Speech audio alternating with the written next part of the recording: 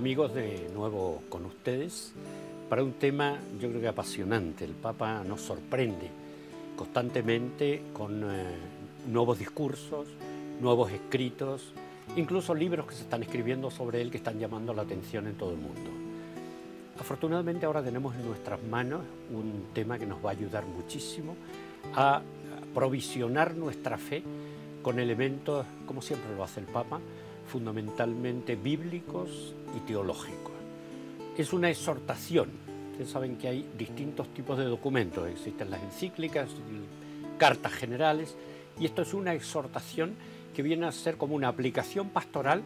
a algo que la Iglesia ya tiene establecido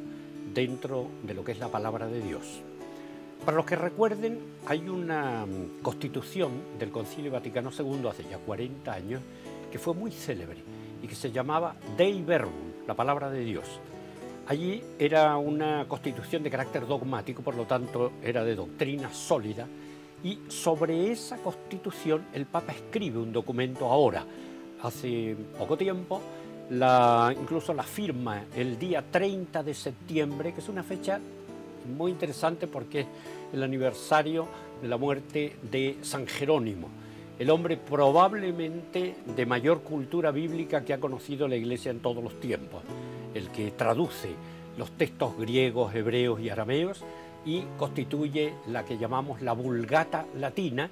que es el texto latino que permanece a lo largo de los siglos como la lengua litúrgica de la Iglesia. Esto es un recuerdo para los mayores, cuando todavía la misa era en latín y se leían los textos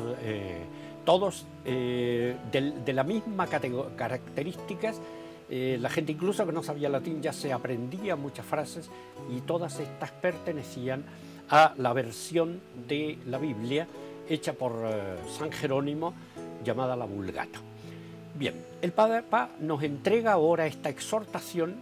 que se llama Verbum Domini, jugando un poco en el latín, es la palabra del Señor. La otra era Dei Verbum, la palabra de Dios, como diciendo, aquí tenemos el texto constitucional y ahora vamos a aplicar esta palabra de Dios a la palabra del Señor, porque obviamente le va a dar mucha más fuerza al aspecto de Dios que nos habla a cada uno de nosotros como cristianos, la respuesta que nosotros debemos entregar a Dios en la oración o en la escucha, en el silencio, en la veneración, en la celebración de la palabra, y finalmente nos da unos consejos muy sabios sobre la ocupación que debe tener esta palabra de Dios dentro del ámbito de la vida eclesial. Como él está hablando a los padres sinodales, que se reunieron en Roma a final de octubre del 2010, y les propone una nueva evangelización para la Iglesia, él quiere darnos un documento que vuelva a las fuentes mismas de la predicación, que siempre va a ser la palabra de Dios. Es una exhortación muy metódica, como corresponde a un papa que es profesor,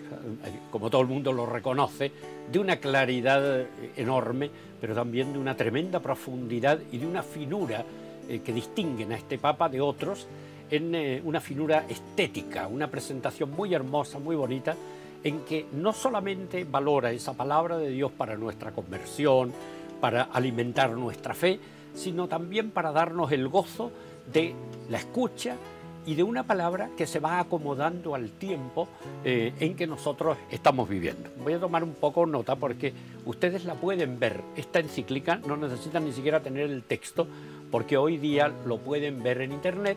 en la página de la Santa Sede. Ustedes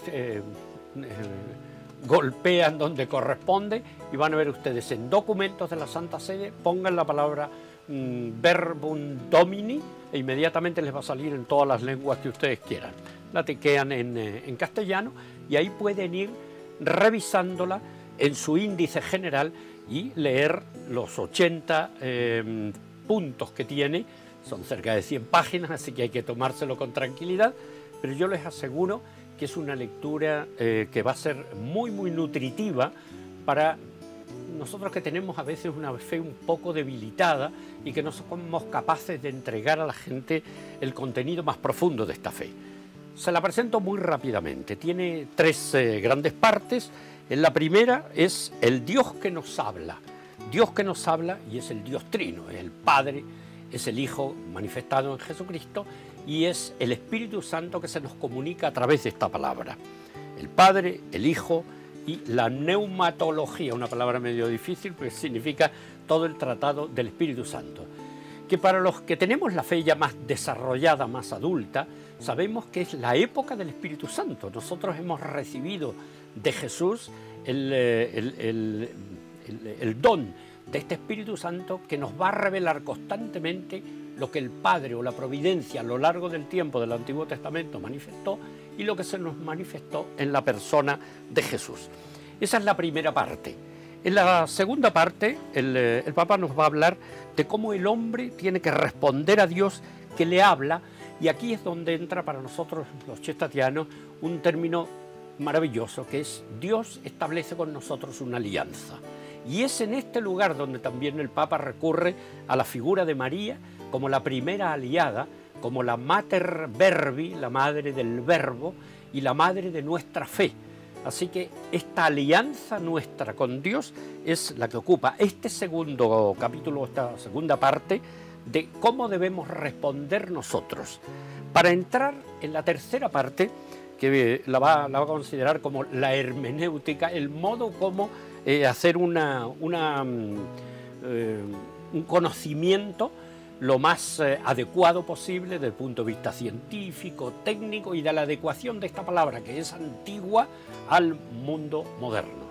Pues naturalmente Dios habla al hombre de todos los tiempos.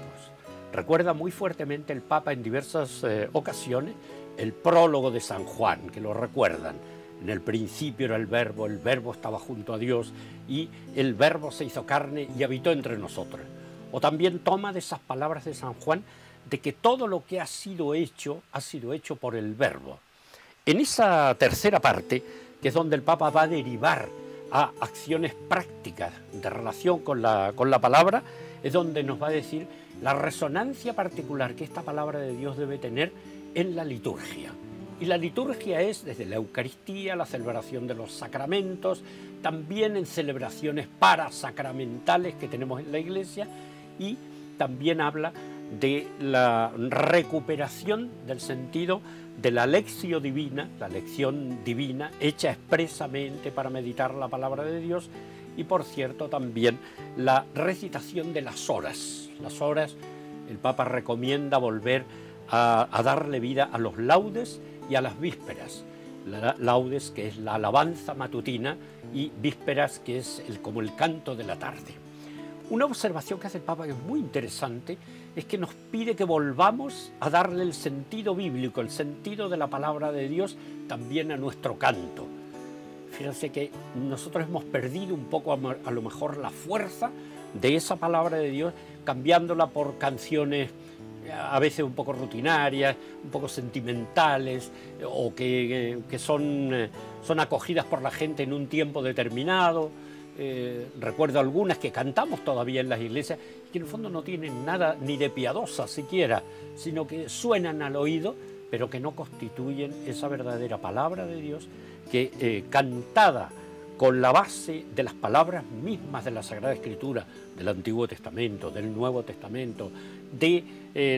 libros de sabiduría, cantar de los cantares, tenemos una riqueza tan enorme que puede dar como mayor solidez a nuestra vida. Naturalmente que en unos minutos no les puedo leer la carta, no les puedo leer párrafos especiales, pero yo les recomendaría que lean sobre todo la tercera parte, en la que el Papa nos da recomendaciones muy prácticas para que volvamos a la palabra de Dios, para que la sintamos fuertemente en nosotros, para que nos demos cuenta cómo en la palabra de Dios y en el silencio que sucede a esa palabra tiene que haber también una respuesta nuestra, y cómo en la celebración de la Eucaristía, en que todos podemos participar, tanto el que oficia, el sacerdote, como los laicos que preparan las cosas, que tengamos ese sentido de no despedir la palabra escrita de Dios que se va acomodando a todo tiempo, sino que la utilicemos esa misma y no pongamos sucedáneos que en el fondo nos hacen debilitar nuestra propia fe.